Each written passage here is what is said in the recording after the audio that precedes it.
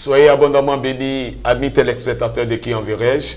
L'autre côté de l'onction était le thème que nous avons abordé la dernière fois avec le pasteur Zamblé Simon Chalmagne et l'évangéliste Élie Yvette, avec que nous allons poursuivre aujourd'hui pour l'acte 2. Et comme nous avons l'habitude de le faire, nous allons leur permettre de vous saluer, pasteur Zamblé. Oui, Didier, soyez salués au nom de Jésus-Christ et salutations particulières à tous les frères et toutes les sœurs qui nous suivent depuis plusieurs nations arabes, telles que l'Égypte, l'Algérie, la Tunisie, le Maroc. Oui. Je salue tous les étudiants qui sont là-bas. Soyez bénis au nom de Jésus-Christ. Amen, amen, évangéliste. Shalom à vous bien-aimés.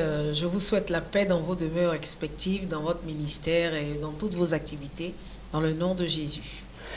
Amen, amen. Voilà, donc je le disais tantôt, l'acte 1, la dernière fois, aujourd'hui l'acte 2. Oui. Voilà, de l'autre côté de l'onction. Voilà. On a souvent constaté à travers les ministères des grands serviteurs de Dieu, des grandes servantes de Dieu aussi, qu'on voit un peu partout sur les grandes chaînes de télévision chrétiennes, que l'onction a un côté d'abord qui est intéressant, qui est beau, qui est magnifique, qui est merveilleux, que tout le monde souhaite, la grandeur de l'œuvre, la qualité des éléments qui sont dans l'œuvre, le matériel, les moyens financiers. Mais avant d'arriver à là-bas, il y a l'autre côté de l'onction, un peu comme on a lu la dernière fois dans 2 Corinthiens chapitre 12, verset 1 jusqu'au verset 4, où l'apôtre Paul parlait de la magnificence de l'expérience surnaturelle qu'il a vécue par rapport à l'obtention de l'onction de Dieu. Et puis, avant ce chapitre 12, au chapitre 11, il nous parle de l'autre côté de l'onction, où il exprime avec beaucoup de profondeur dans son âme des réalités quant aux souffrances liées au ministère. C'est ces souffrances-là que moi j'appelle l'autre côté de l'onction. On avait commencé à lire verset par verset pour que chacun se rende compte de l'évidence et de la réalité de ce que nous voulons exprimer. On était déjà, je crois, au verset 25.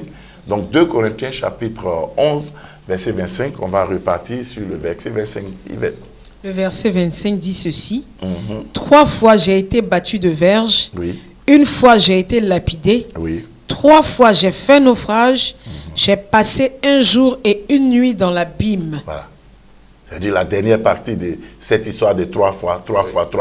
Il dit il a passé 1 jour et 1 nuit dans l'abîme. C'est-à-dire 1 jour entier et 1 nuit entière. L'abîme, c'est quoi? L'abîme, c'est les profondeurs de l'enfer. Paul, par exemple, quand il était à Damas, on l'a chicoté jusqu'à ce que les gens le considèrent comme mort. C'est au moment où les gens ont pensé qu'il était mort. Les gens l'ont laissé comme ça. Et puis par la suite, les apôtres sont venus l'environner, certainement, les disciples sont venus l'environner, certainement par leur prière. Pendant que le gars était proche du paradis, allez, il est revenu.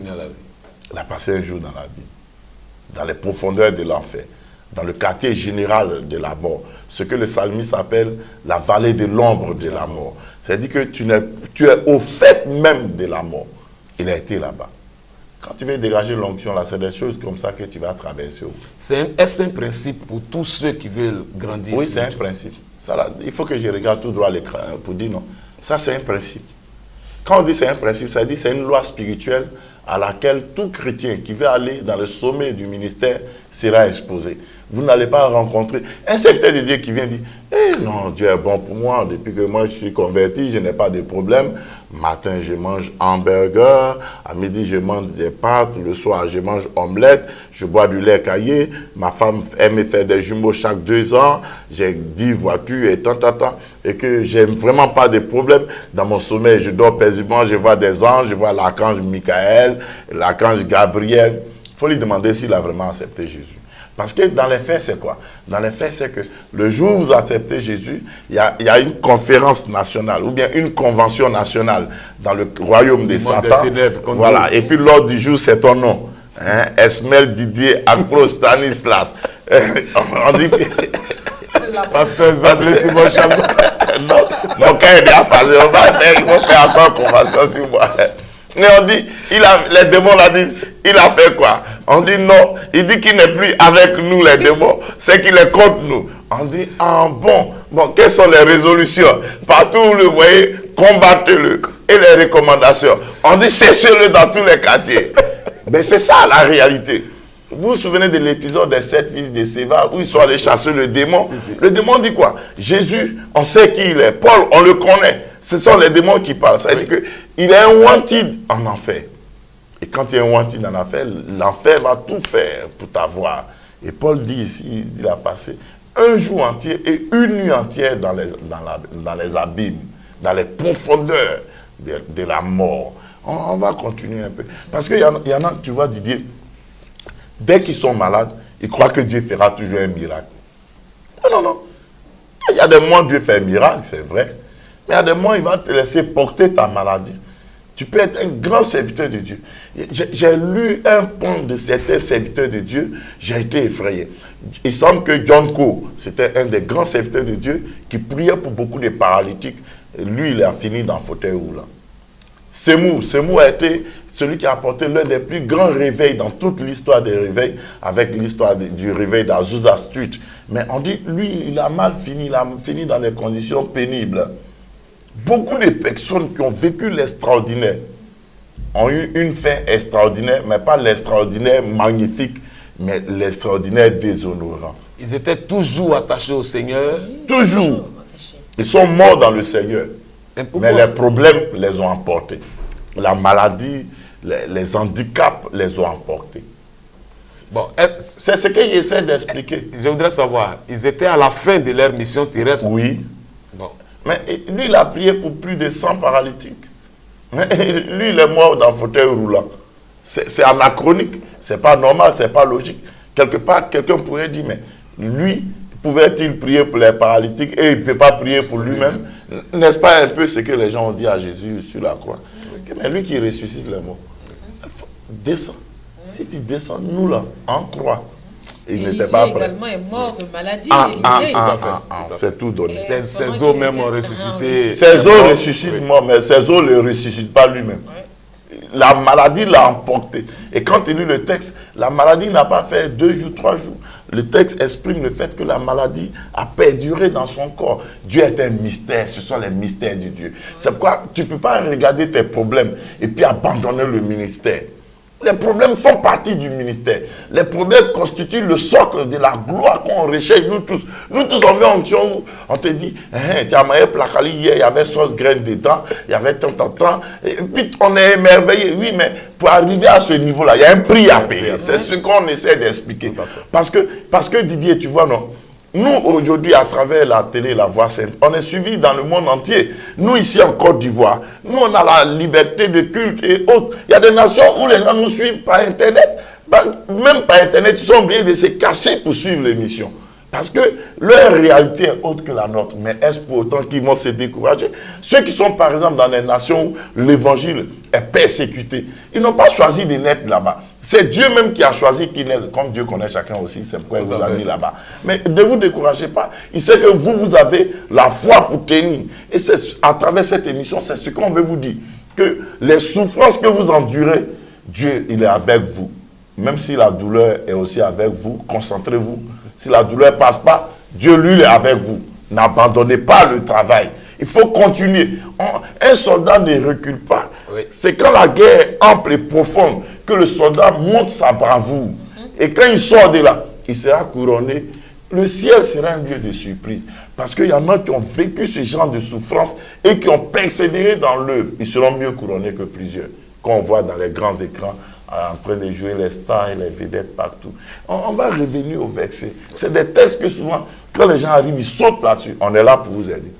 Verset 26. Oui. Fréquemment en voyage. Oui. J'ai été en péril sur les fleuves. Je compte. Péril. 1. En péril de la part des brigands. 2 périls. En péril de la part de ceux de ma nation. 3. En péril de la part des païens. 4. En péril dans les villes. 5. En péril dans les déserts. 6. En péril sur la mer. 7. En péril parmi les faux frères. 8. Le verset 27, je continue. Non, est-ce qu'il y a en péril après encore? Non. Ah, c'est le verset combien là? Ça se termine au verset 26. Ok. Donc, verset, en réalité, le nom du verset 26, c'est le verset en péril. Oui. Et puis c'est 8. 8, ça fait 7 plus 1. C'est-à-dire en péril à la perfection plus bonus. Waouh. Ah, bon, d'accord. Les gars croient qu'avoir onction, c'est facile.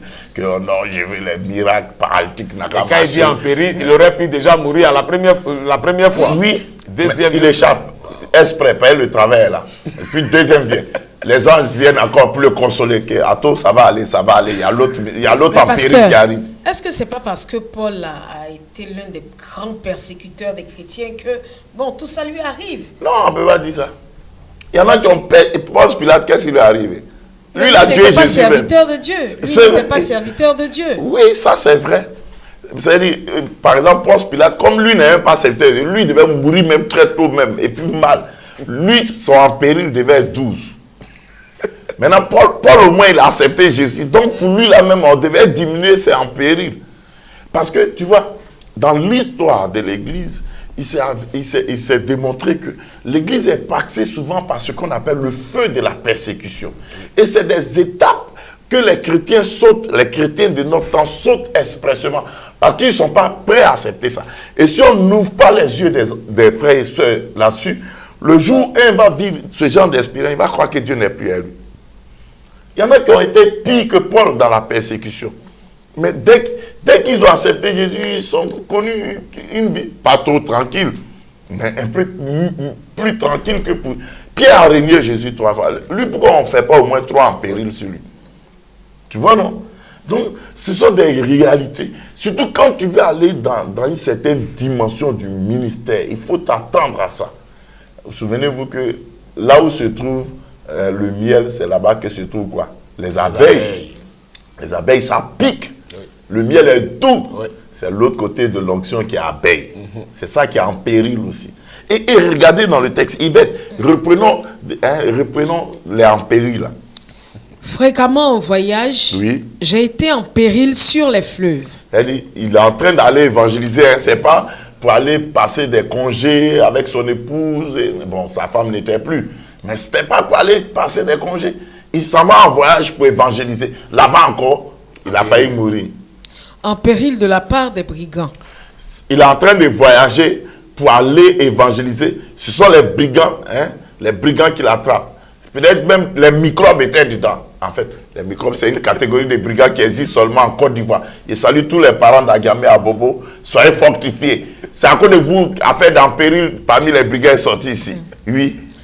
En péril de la part de ceux de ma nation. C'est-à-dire, c'est les gens de son peuple même qui devaient pouvoir le soutenir. Tu imagines, Didier, un instant que toi, tu es ivoirien, par exemple. Tu vas dans une nation, tu as un problème. Le minimum, c'est que les Ivoiriens t'aident. Mais c'est eux qui se lèvent. Ça l'a loupé d'abord. Il n'a pas dit que c'est lui qui veut parler de Jésus. Il est venu sur lui à donner conseil. Et souvent, ce sont les chrétiens même qui vont dire, lui, là, on lui a dit, on a casse Dieu avec sagesse. Mais son affaire de Jésus est trop... Mettez-le en péril. Seigneur, délivre-nous. Quand il y a les problèmes là, oui, on n'a pas frère en péril de la part de ses propres frères. Oui, continue. En péril de la part des païens. Bon, les païens aussi devaient avoir pitié. Ils devaient dire, ses frères l'ont maltraité, oui, en cas de le laisser. Mais c'est là maintenant qu'eux aussi vont se lever. C'est-à-dire qu'il y a deux côtés d'humanité. Il y a ses frères et ceux qui ne sont pas ses frères. Tous les groupes sont contre lui. En péril dans les villes. Dans les villes. En péril dans les déserts. Il dit qu'il a quitté les villes aussi. Il y a un péril qui l'attend. Partout le danger est permanent. On va se dire qu'au désert, il va se réveiller. Il sera où? Même au désert. En péril sur la mer. La mer. On a parlé des fleuves. Il pourrait dire non, comme les fleuves c'est petit, oui, allons sur la mer est tranquille. Même la mer aussi est en furie contre lui. Mais qui fait agiter la mer? C'est Dieu. Donc, Dieu lui veut quoi? C'est pas moi qui poser la question, ne faites pas, Dieu va se fâcher contre moi. Posez-vous même votre question là-bas. Quelle histoire? En péril parmi les faux frères. C'est-à-dire, il y a des gens maintenant qui viennent, ils sont comme des apôtres. On est accepté de Paul, tu es notre collègue, vraiment, on est content, tout ça là. Oh, c'est plus maltraité. Ils viennent habillés comme des brebis, mais en bas, ce sont des loups. Ils viennent pour l'attaquer. Il y en a qui se sont réjouis à plusieurs reprises de ce que Paul a été mis en prison. Des serviteurs de Dieu. Il y en a, dès qu'il y a un problème, c'est fini. Que ce n'est pas lui qui dit, il dégage l'onction ici. Ça l'a loupé d'abord. Non, on ne devait pas réagir comme ça.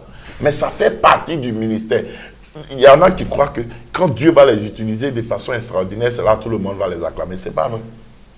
Au contraire, même au fur et à mesure que l'extraordinaire devient palpable dans ta vie sera une vie d'interrogation. Le gars là, que Dieu est puissant, hein? Mais son affaire là, c'est magie. C'est-à-dire, on positionne maintenant la magie au-dessus de la puissance de Dieu. C'est une affaire d'empéril encore. Tu vois? Continuons dans le texte. Ok. Au verset 27, il est dit... Après les déserts, il dit dans la mer. Après la mer, les faux frères. Oui, verset 27 maintenant. J'ai été dans le travail et dans la peine. Il fait une distinction entre le travail et la peine. La peine, c'est le travail qui s'est fait avec beaucoup de difficultés, de tribulations. Maintenant, il y a l'autre côté où il a travaillé. Mais il dit, il a été quoi? Il a été dans le travail, il a travaillé. Mais là où il doit travailler avec souffrance. Continue. Exposé à de nombreuses veilles. C'est-à-dire, il n'a pas envie de veiller, mais il est obligé de veiller. Qu'est-ce que ça signifie? À la faim et à la soif. Maintenant, il a faim. Il n'a pas dit il veut jeûner. Hein. Ça, c'est la faim, vrai. Il n'a pas mangé. C'est l'apôtre Paul. Il est allé 3 fois au paradis. Il a expérimenté l'extraordinaire, le surnaturel, le divin dans son original et son originalité. Mais malgré tout ça, la faim l'a frappé. Il a eu soif aussi. Pour boire l'eau là, c'était un problème. Mais moi, Paul même, est-ce que c'est lui qui a tué Jésus?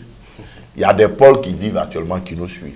Je suis sûr qu'il y en a qui sont sur le point d'abandonner le ministère. C'est pour eux que le Seigneur nous a dit, allez faire cette émission-là. Dites-leur que, quelle que soit la faim, la soif et les difficultés, moi, l'Éternel, je suis avec vous.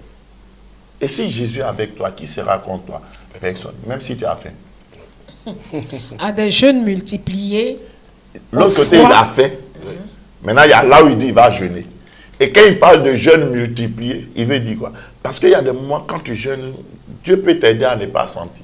Comme ma grand-soeur dit, Seigneur, je veux jeûner. Fais que je n'ai pas faim. Il dit, ma grand-soeur, Martine, tu n'es pas jeûné. C'est le jour que elle fait sa prière là. À midi, elle voit 2 degrés. Elle devient tellement humble que quand tu la provoques, elle dirait, mais elle t'attend à 18 heures. Qu'elle va couper son jeûne. Et souvent, quand tu décides de jeûner, c'est comme si tu n'as jamais jeûné. Oui. À partir de 11 heures, ton rythme cardiaque augmente. Ta tension commence à balancer. Toi-même, tu te demandes. Tu dis, c'est une vision que j'ai. Tu n'as pas de vision, tu as fait. Tu vois les gens de tu dis, tu as vision. Soyez fortifiés, les frères. On parle, on rit, mais soyez forts. La vie, Jésus a dit, le chemin qui conduit au paradis, il est comment? Il est étroit. Il est difficile, il est délicat. Mais celui qui conduit en enfer, il est comment? Il est large, il est spacieux. C'est la liberté et le libertinage. En Jésus, tu vois, Jésus dit, celui qui veut me suivre, qu'il prenne quoi? Qu'il renonce à lui-même et qu'il porte sa propre croix. C'est ta croix, chacun a sa croix. C'est pour Paul, il est en train de dire. Mais il y a beaucoup d'éléments ici qu'on retrouve dans nos vies quelquefois. Mais Didier, regarde par exemple. Aujourd'hui, les gens se posent certaines questions. Comment se fait-il que tu es un homme de Dieu, tu es marié, tu pries pour les gens, ils ont enfant, tu n'as pas enfant? Mais c'est l'autre côté de l'onction. Oui, oui. Ou bien, oui, tu es une belle dame, c'est pas que tu n'es pas belle, tu es belle. Tu veux que Dieu te permette aussi d'avoir un foyer parce que ça peut faire partie de ton témoignage, mais personne. C'est l'autre côté de l'onction. C'est de ça qu'on parle. Ou bien tes enfants, tu leur donnes toute l'éducation nécessaire. Mais ils sont le drame même du quartier. Côté ils sont les experts en vol et en faux et usage de faux. C'est l'autre côté de l'onction. Ce sont des réalités que nous pouvons vivre. Ce n'est pas qu'on souhaite vivre, mais nous pouvons vivre. Le Saint-Esprit peut t'amener à passer par là. N'abandonne pas. Sois fidèle jusqu'au bout. C'est l'âme qui va persévérer jusqu'à la fin, qui aura le salut. On va continuer dans le texte. Au verset 28. Et sans parler d'autre chose, je suis assiégé chaque jour par les soucis que me donnent toutes les églises. Les églises comme les Corinthiens même là, eux c'est les cas sociaux bizarres. Normalement, les églises, les soutiens devraient venir des églises. Voilà. C'est les églises qui lui donnent cauchemar. Église où il y a un mélange partout. Église que lui-même il a fondée maintenant, on lui demande l'aide des recommandations pour aller prêcher dedans. Quand il partait prêcher, il n'y avait pas quelqu'un. Ce sont les églises maintenant qui le critiquent. Elle qui devait dire, soutenons-le, c'est notre père spirituel. Souvent, c'est les chrétiens qui vilipendent la vie des serviteurs de Dieu. Les serviteurs de Dieu ne sont pas des anges, ils ont des faiblesses. Mais dès que la faiblesse est manifestée et est connue d'eux, oh, c'est pas possible. Mais le gars là, et tu vas voir qu'ils vont passer maintenant, ils vont avoir un ministère international tout de suite, de communauté en communauté pour dire, ah, l'homme de Dieu là, c'est un faux. Que c'était mon père spirituel, la servante de Dieu là, c'est une fausse. Que c'était ma mère spirituelle, que voilà. C'est ce que Paul a vécu. Comment les gens pour qui tu as souffert de tes entrailles les plus profondes, tu as souffert les souffrances de l'enfantement, les douleurs de l'enfantement. Parce que fonder une communauté ou bien amener quelqu'un à Christ, ce n'est pas du jeu. Mais la même personne va se lever contre toi. Ou tout aussi, c'est le type de personnes, quand elles étaient dans la galère, dans les problèmes, ils sont venus. Que, homme de Dieu, si tu as prié pour moi, quand ça va tomber aussi sur toi. Mais depuis c'est tombé, ça ne tombe pas, le ciel est fermé. Quand il parle même, il y a des frissons, parce qu'il y a un monsieur. Il y a un témoignage, les pasteurs témoignent. Tous les témoignages ne sont pas bons à donner. Avant, il n'était pas aussi gros que ça. Il était mince, on dirait un squelette vivant. Il a dit, Didier, je venais de me marier, il y avait mes chaises de célibataire. On s'est tellement assis sur la chaise que ça a changé de couleur, c'est devenu noir, là où on s'assoit. Et le monsieur débarque, il me dit, homme de Dieu, j'ai 150 millions bloqués. Tu as prié que ça tombe. La dîme, là seulement, là. Si elle ne t'est rien donné, c'est la dîme au moins. Wow. Quand il a dit ça, le jour où il venait me voir, il y avait faim. Dès qu'il a parlé des dîmes de 150 millions, l'onction est revenue sur moi. Mes yeux sont ouverts. Il a commencé à calculer les zéros qui sont derrière. L'argent n'est pas bon. L'argent n'est pas 15 bon. 15 millions, hein? 15 millions, Didier. Est-ce que l'homme de Dieu peut dormir? Je priais. Je ne priais. De toute façon, il n'avait pas jeûné pour le salut des âmes. Il a jeûné pour le salut de 150 millions. Didier, la partie qui me faisait rire, à 2 h du matin, ici dans la prière, mes yeux veulent se fermer. Il dit, toi, tu es vécu. Le livre Prière violente de Olukoya était sorti nouvellement, avec toutes les fautes en français. Mais il a lu le livre. On dit, il y a chose à 15 millions, toi, tu es en train de dire que non. Il a prié jusqu'à Titi.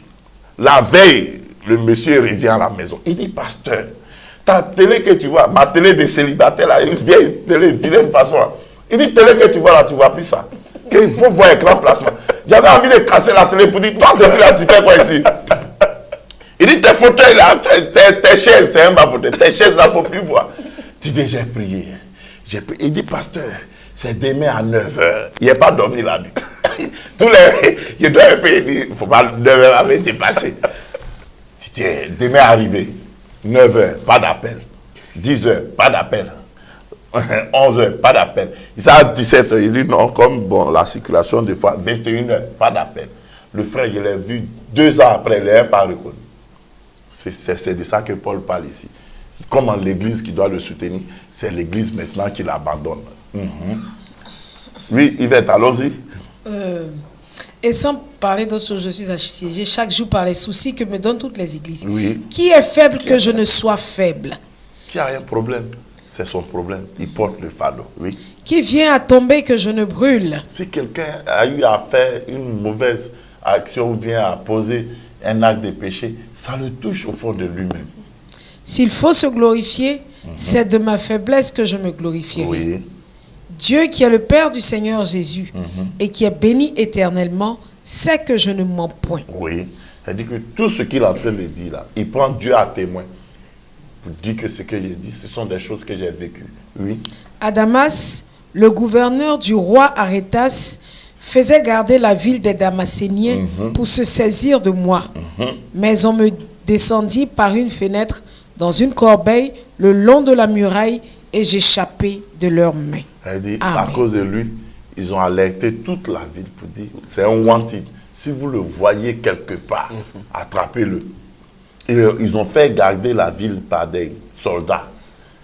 Il a tué quelqu'un? Non.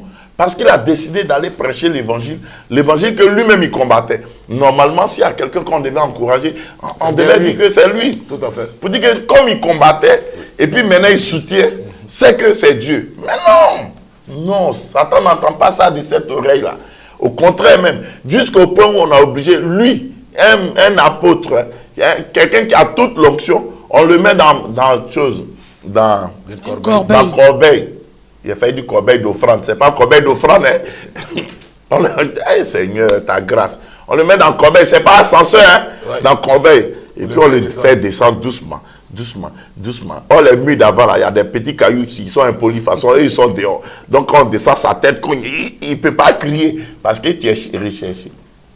L'autre côté de l'onction. Ce sont des réalités que vous allez vivre, frères et sœurs. La persécution, le manque, les attaques, les problèmes, les difficultés, les ennuis, les humiliations, la frustration qui sera causée sur le plan physique, sur le plan matériel et financier, sur le plan moral.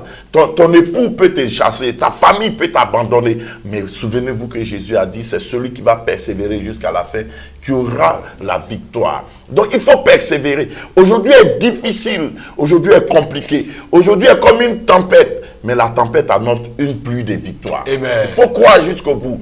Et vous savez, les grands héros, c'est au prix de leur vie qu'ils ont acquis les victoires les plus nobles. Il faut continuer dans tout ce que Paul énumère ici. Tu vas voir que sa vie n'avait plus de sens, de valeur. Pourquoi? Parce qu'il a livré entièrement à Jésus-Christ. C'est pourquoi il pourrait dire ailleurs que si je vis, ce n'est plus moi qui vis, c'est Christ qui vit en moi. Nous devons laisser Christ vivre en nous. Frères et sœurs, vous tous qui partout nous écoutez, nous suivez, comprenez ça bien. Le Seigneur, s'il vous a choisi, c'est pourquoi. Et le Seigneur est avec vous. Il a dit, je suis avec vous jusqu'à la fin du monde. Il est encore avec nous parce que la fin du monde n'est pas encore arrivée. Et le Seigneur veut continuer à travailler. Vous avez soif de l'onction de Dieu, de la puissance de la résurrection. Cette soif, elle est noble. Il faut continuer à la chercher. Vous pouvez être en manque, Dieu ne vous manquera jamais. Amen. Vous pouvez être dans des problèmes, Dieu ne vous abandonnera jamais.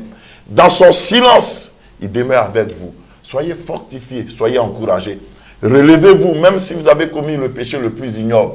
Relevez-vous, vous êtes un être humain, vous n'êtes pas un ange ni un robot. C'est arrivé, c'est arrivé. Demandez pardon à Dieu et décidez de ne plus recommencer. Mais il faut continuer. L'Éternel, le Seigneur Jésus-Christ, il revient bientôt. Il faut continuer à travailler. Surtout ceux qui sont dans l'évangélisation. Il y a des terrains qui sont compliqués, des terrains qui sont ingrats, des terrains qui ne sont pas bien. Mais il faut persévérer. Soyez bénis.